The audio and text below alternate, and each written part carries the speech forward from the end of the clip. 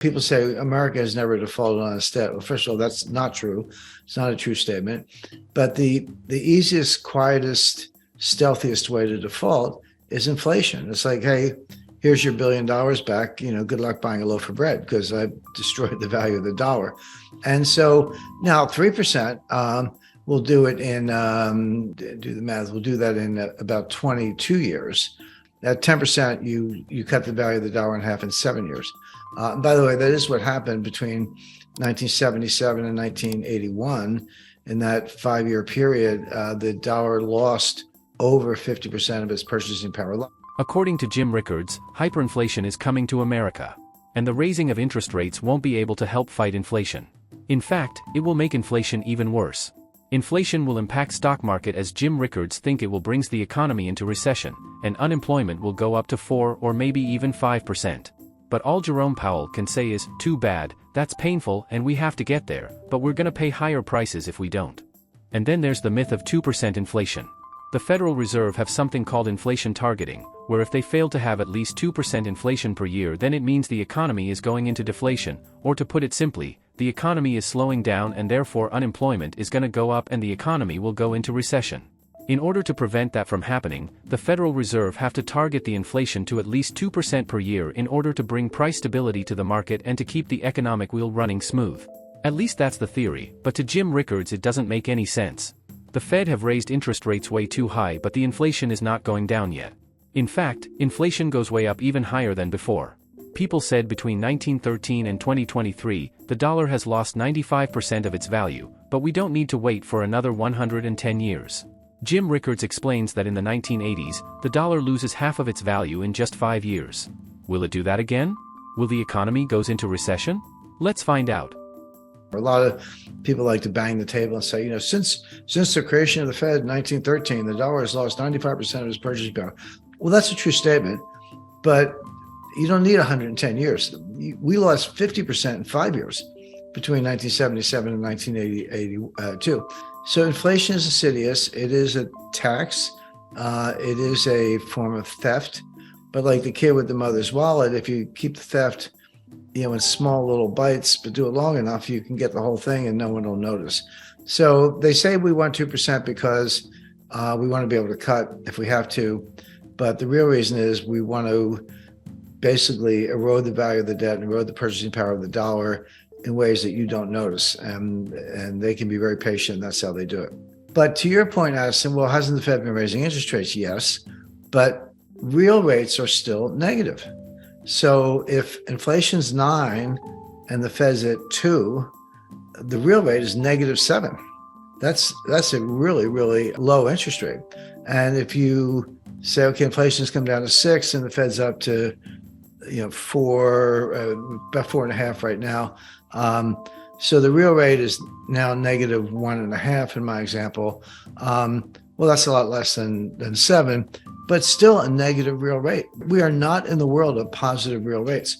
So then the question is, okay, how is the Fed doing at getting inflation to the target, the 2% we talked about, and explain why that's their number.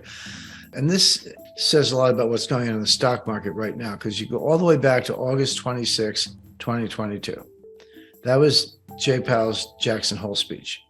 And he said, inflation's, he didn't use the word out of control, but he said inflation's way too high. We're going to bring it down to our 2% target. We know unemployment's going to go up.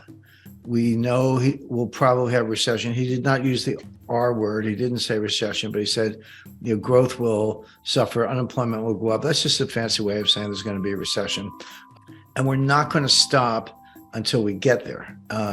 And so in other words, too bad, unemployment's going to go up to some number, I don't know what, 4 or 5%, which is pretty high. It's right now it's 3.4, I believe, the lowest since 1969.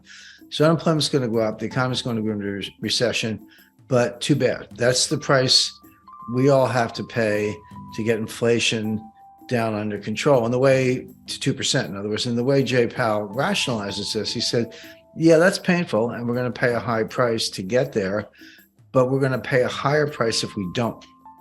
If we don't get to 2%, and we let this thing spiral out of control and we even stay at 4 or 5% for a prolonged period of time, that the economic damage from that in terms of lost investment, misallocation of capital, basically people losing money on their investments, is going to be much higher than maybe a short recession. Here's the interesting part. Jerome Powell scares the market with 6 speeches. He said the same thing again and again. We need to get to 2% inflation, which means raising the interest rates even more, and therefore we're going to have a recession and unemployment is going to go up.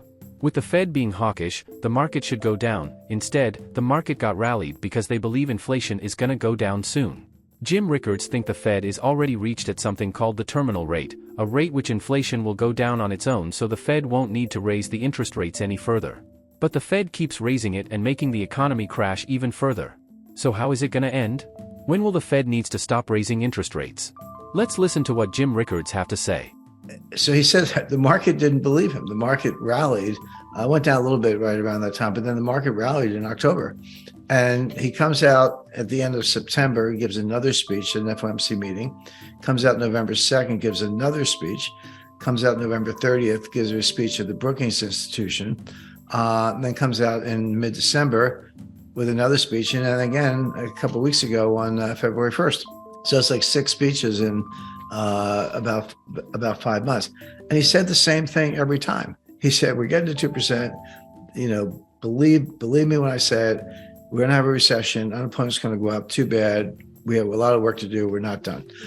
The market has flipped on and off. Half the time the market doesn't believe me. Go, yeah, you say that, but in fact, inflation is coming down faster than you thought. You're probably, I should introduce a concept. I guess a lot of people have heard of it, but there's this new concept called the terminal rate. The Fed's trying to get to the terminal rate. And so what's the terminal rate? Well, no one actually knows what the number is. I don't know, but neither does Jay Powell. But it's a theory. And the theory is, okay, the terminal rate is a rate set by the Fed that's high enough to bring inflation down without further rate hikes.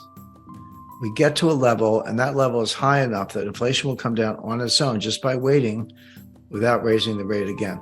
And the conundrum, I hate to use that word, but it is a conundrum. The conundrum the Fed faces right now is they have been raising rates and inflation has been coming down. Those two things are true.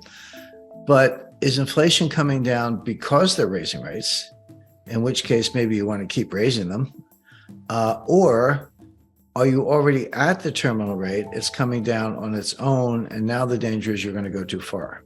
And that's the debate with Wall Street. And so Wall Street is sort of leaning to the view, now you're probably already at the terminal rate. Inflation is coming down. You need to back off. You need to stop and probably pivot. This was the famous word for the last 6 months. The pivot means you're actually going to have to cut rates because you have gone too far and you're going to cause a pretty bad recession. And so the expectation as recently as December was that the Fed would pivot around March or April. They would raise in February, maybe March, but pretty quickly after that, they would cut rates. And if the Fed's cutting rates, buy stocks. It's typical Wall Street analysis. It always ends with buy stocks, particularly tech stocks. So, with the current high interest rates environment and reckless government spending, what should we do to protect our money from inflation? Should we buy stocks? And what stocks should we buy? The Fed said it will raise the interest rates even further, but the market thinks the opposite will happen. So who's right and wrong here? Let's hear what Jim Rickards think. Spoiler alert. This is not investment advice. But the Fed has been saying the opposite. So there's been this battle where Powell goes 1, 2, 3, 4, 5, 6 speeches, says the same thing. We're not stopping. And Wall Street says, oh, yes, you are. So buy stocks. Well, who's right? Well, there's an old saying on Wall Street, don't fight the Fed. I don't think of it as who's right or wrong. You could have an opinion. The way I think of it is I just want to know what you're going to do.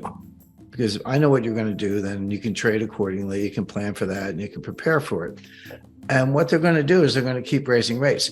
Even if they're at the terminal rate already, I think they might be. Even if they are, they don't think so. Their opinion counts for a lot more than mine. And they're going to keep going. But by the time inflation comes down enough to say, yeah, okay, we're at the terminal rate, nice job, it'll be too late. They will have gone too far because the Fed's always the last to know.